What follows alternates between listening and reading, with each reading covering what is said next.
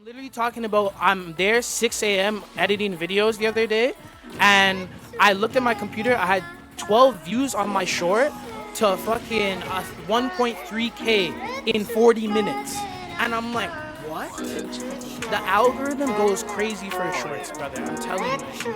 I'll mention it here to you guys right now. The shorts meta is the meta. It is the meta. I wanted to really touch on this topic actually today about YouTube and growing on YouTube because this is really good for everybody here because I'm currently experiencing it right now. So it's better. I hate talking about stuff that I see from YouTube videos and being like, okay, this definitely works or whatever. Like all these gurus and stuff like that. Unless they've done it, I don't want to hear it. You know what I mean? And I don't want to hear the corny way either. But I can tell you from my experience, right, that when it comes to it being like old school YouTube and the engagement and growth rate, when you have content that migrates to other content flawlessly, that you can't even pay for shit like that when you're doing like ads and stuff like that. You know what I mean? Because if you're able, Pies for instance now, Pies makes animated videos where he tells stories behind them or he rates things. You know what I mean? He does dialogue content, the same type of content that I'm looking to do. You know what I mean? Where he has a story behind his stuff and something is on screen to entertain you while he's talking. That's the content, right?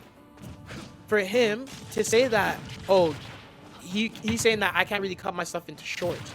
I don't agree with that only for the sole reason of like, yo, if I see your review, right, of yes, God of High School, he has a review on his channel, Late Night Pies on YouTube right now, if you go search that, of God of High School, right? And I watched it not knowing what God of High School was, even though it might be spoilery, whatever, because it's really good content. Now, if you cut that like just 15, 20, 30, 40, 50 seconds up to a minute of that content itself, somebody's gonna want to hear more of your opinions, especially if you cut the best 30 seconds of that video. You know what I mean? The one thing that Yeah. I teach the guys to do or whatever, or I tell the guys to do, is put a hook at the start of your video, right? If you hook the start of your video, it's like a song where you get a catchy hook and that leads into a chorus or a bridge or something like that. It's that much better because instead of you just singing the chorus now, you're singing like Snoop Dogg's "Drop It Like I'm Hot." The hook all the way up into the chorus, we all know the entire song because of it. You see what I'm saying? It brings you in, right? Then, if you do that with your videos, the hook should be your short because that's the best. That's one of the best parts of your video, and it's what's gonna draw people into that content. Because, well, for you and your content with the animation, it's harder for you to make a hook like that because you're doing straight animation where it's just dialogue and commentary. You see what I'm saying? But the way you can use that hook is in your shorts now. Versus somebody who does highlights for gaming like an Apex shooter or Valorant, they're gonna put a hook at the start of their video to show you the best like 3K pentakill, something like that, you know? And then they're straight, they'll move into the video, hi YouTube, what's going on, hello. But the shorts is definitely the way to segue them to your long form content and build an even higher fan base. You yourself are averaging 1.2K viewers a video. And I know that because like obviously I'm watching your content and I watch your stuff, right? We've talked about it. But Yeah. when I look at that now, okay, if you're already averaging 1.2, now you cut that into a short, best part of that video, you're probably doing a 10K short off the rip. You see what I'm saying? Yeah, yeah. Like I'm looking at that engagement, whereas like, okay, it looks like it's 10 to 1. For every 1,000 views I get on a video, I might get 100. I'm looking at averaging 100 views on my long form content currently. If it's relatable, like Apex videos with Apex shorts and shit like that, right? So it's comparable to that. The Ridley one didn't do that well, but people watched the hot tub meta after it because they noticed when you scroll over it, it's fucking Smash Bros and shit like that after, right? And obviously it was topical. You can get that off very easy and still average high numbers while going back to your long form content. That might push it to the 2K, the 3K, 4K. And it just makes you that much more versatile. If you don't want to put it on your channel, make a shorts channel. But me, personally, I'm anti-meta right now. because I don't agree with the multiple channels unless you have a VODs channel for a Twitch streamer to just hold an archive, because Twitch doesn't hold your archives, right? So I would say keep that channel until you can build to 100K subscribers or something like that, where it gets a little bit crazy, that whatever, right? But why split that brand power when you can have it all in one place? Yo, my YouTube channel does 3.5 million subscribers, 10 million subscribers, whatever it is, these high numbers, and I average all these numbers. If you're obviously up that high, ooh, GG's. It makes sense to those guys because they can just sustain that with their fan base. But one channel, dump everything on it for now, find your niche, hold it down. I see that being really cool. But unless you have two different niches completely, that you're gonna split them in, like a VODs channel. Like Misa has a vlog channel, a lifestyle channel, and then she has her gaming channel. I can understand why she split them, because the nature of her vlog channel and lifestyle channel is completely different from her gaming.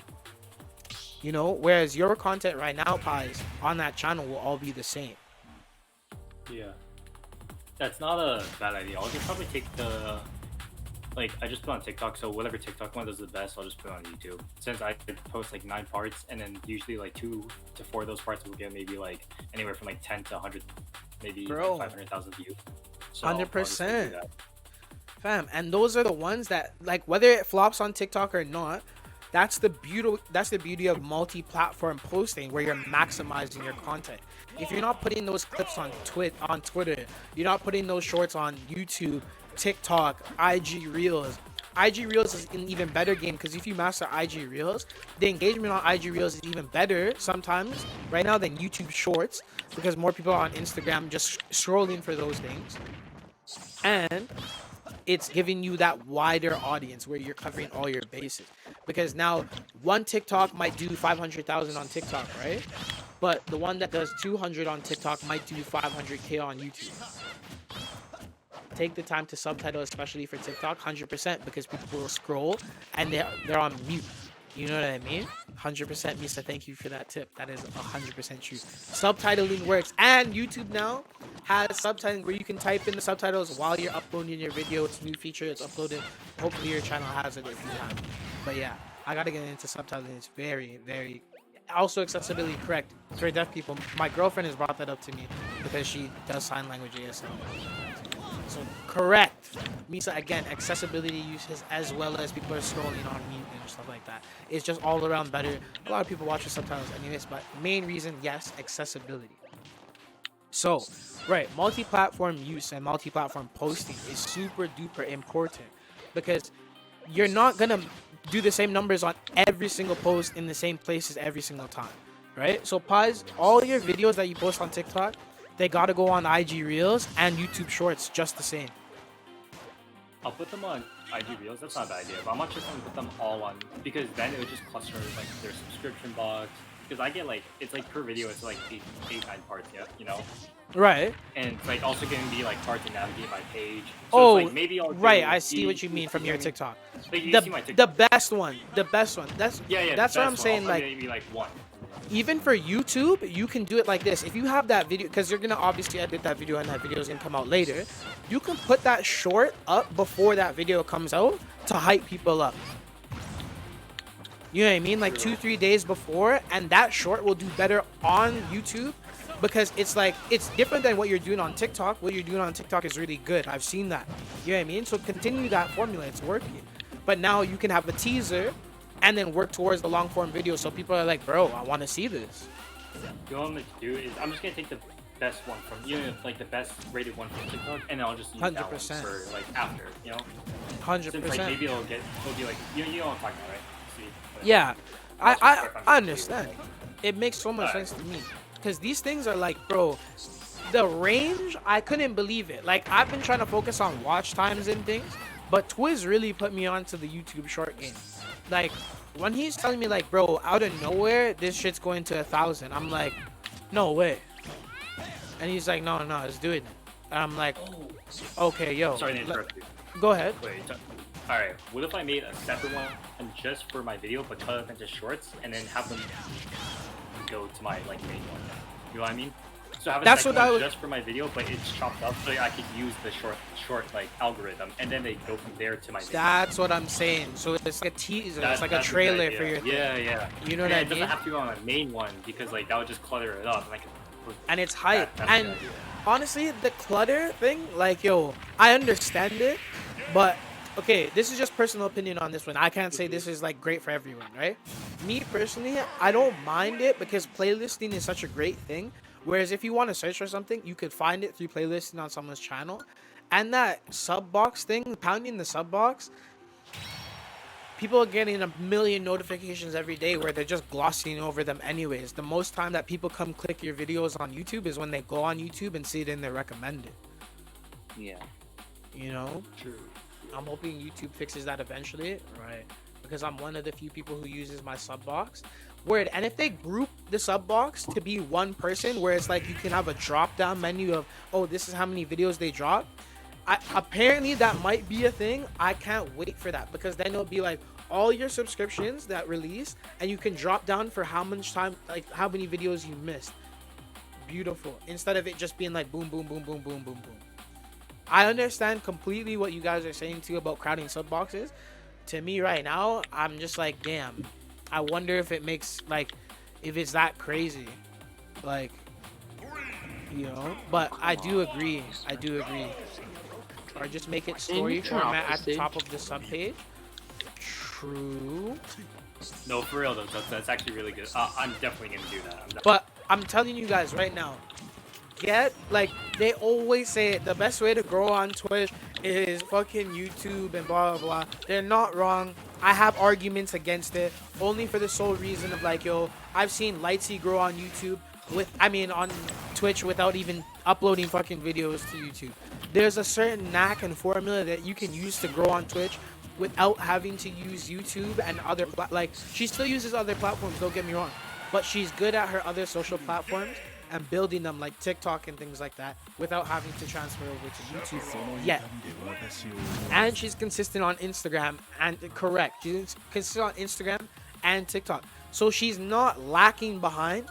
So the thing that people need to tell you guys is multi-platform posting is the way to grow on all of your platforms.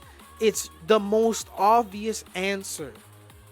Obviously, if you keep posting and finding a formula for each one of the platforms you're on and what content works there within your one niche and what you're trying to do, you're obviously going to excel, whether that be slow or at a fast rate, but it's going to do something. You know what I mean? Like, Pies is an animator. His YouTube videos were posted from a while back, like for a while, but they weren't doing 1.2K at a time and a piece, right? But he starts posting on TikTok. The TikTok start doing 100K, 200K, something crazy numbers. Then the YouTube videos start doing 1.7K. So what does that tell you? Would YouTube, if he just kept posting on YouTube, would he blow up? Maybe at one point, yeah, from the work ethic and what he'd be putting in, but he maximized his content and he did multi-platform work so that it went from here to there. And if you can get that push where somebody's jumping from one platform to another platform, it says something about your content. You know what I mean? It says your content has staying power, that, yo, I may have seen this on TikTok, but now I want to see it in long form. Now I'm subscribed. Now I'm a multi-platform person. Where it's just like the same people who watch my YouTube videos also come here on Twitch. I'm doing both. It wouldn't work if I was just doing one anyway. You feel me? Yeah, it's not YouTube specifically, any external social. Correct, Misa. You know what I mean? Misa's been in this game for a while. Misa has like 500 subscribers on YouTube. She has a second YouTube and shit like that. Oh, good homie stock. You love to see it. But she has a second YouTube. She's done this, you know. She's been a social media manager and stuff like that for a whole company. She's seen these things. But we know, like, it's so simple, but people like to complicate it. Where it's just like, if you're just consistent, like, it starts here with creativity. You have the idea. You start the idea, you form the idea, you work on it. Make sure you formulate it. And then, after you start your base idea, you go. You work on being consistent and posting and trying what you're doing. Then you research and do your analytics. What's working, what's not. Go back, reform, redo it over. Because that's the only way you're gonna learn. You know what I'm saying? That's the only way you're gonna learn how to grow on any of these platforms. Because it's like Reckful said, rest in peace, Reckful, that yo, at some point it becomes more about consistency than creativity, because you're gonna find a niche through posting a lot, and once you're consistent and people are there, they're gonna tell you what they don't like and what they like. When people are in the comments and shit like that, unless it's just dumb shit in your comments, being like, I had some kid in my comment the other day being like, shut up. I'm like, okay, that's not constructive. You know what I mean? But there's somebody in Twiz's comments the other day being like, yo, I don't like this intro or whatever, right? So a man's just like, so how do I make that better? What would you like to see? And then the person actually responded, and then they subscribed. What does that tell you? That not everybody's trying to be malicious. You can win people over, but your audience tells you exactly what they want to see. They're telling you exactly what they're looking for, and you're gonna get that. But as long as you're consistent, as long as you keep posting, as long as you keep getting at it, you're gonna eventually win in whatever you define a win. If you're looking for millions and stuff like that, you might be, I don't know if this is the game for you, because that requires a whole lot of other things like sponsors and and how to market and shit like that. But in terms of getting videos out and being consistent posting, as long as you're consistent and then analyzing what's working and what's not, looking at the dips in the YouTube graph, looking at your engagement and your analytics on Instagram and TikTok, and figuring out what your audience likes and doesn't like, you're gonna be successful. It's not that hard. It's really not. That's all I really have to say about that. It's so simple. It's like DJing. If the crowd doesn't like the song, what do? You fucking switch it. Yeah. If people aren't liking the content, what do, guys? Change the content. It's not some big secret that all these YouTubers have. Like,